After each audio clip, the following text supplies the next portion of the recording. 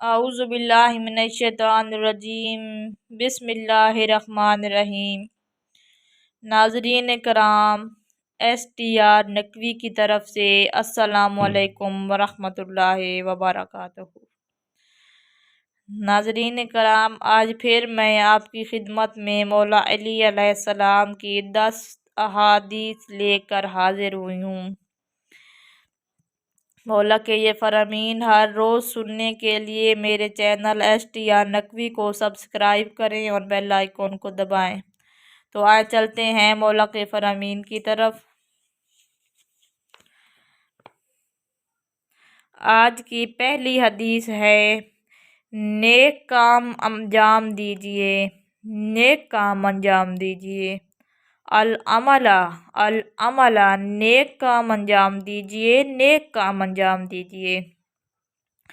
आज की दूसरी हदीस में मेरे मौला फरमा रहे हैं, हर शख्स की अहमियत उसकी हिम्मत के एतबार से है। हर शख्स की अहमियत उसकी हिम्मत के एतबार से है। आज का तीसरा फरमान है मेरे मौला का, मेहमान की खातिर तवाज़े कीजिए, यानी मेहमान की खूब खिदमत कीजिए। चलते हैं चौथी हदीस की तरफ। सच बोलिए। आज की पांचवी हदीस है, हदिया देने से मोहब्बत पैदा होती है। आज के छठे फरमान की तरफ बढ़ेंगे, अपने रिश्तेदारों की इज्जत कीजिए।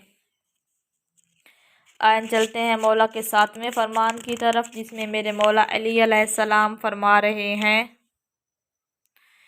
इसराफ करना नुकसानदेह और नाबूदी का बाइस है। आज का सातवां फरमान है, इंतकाम मत लीजिए, यानी किसी से बदला मत लीजिए। आज की आठवीं हदीस में कुछ यूँ लिखा है, हसद की तरह कोई दर्द नहीं है। आज की नौवीं हदीस है, मुत्तकी और परहेजगार लोग ज़्यादा अहमियत रखते हैं। आज की 10वीं और आखिरी हदीस में कुछ यूँ लिखा है, जन्नत उन लोगों के लिए है जो खुदा की इताअत व फर्मा बरदारी करते हैं।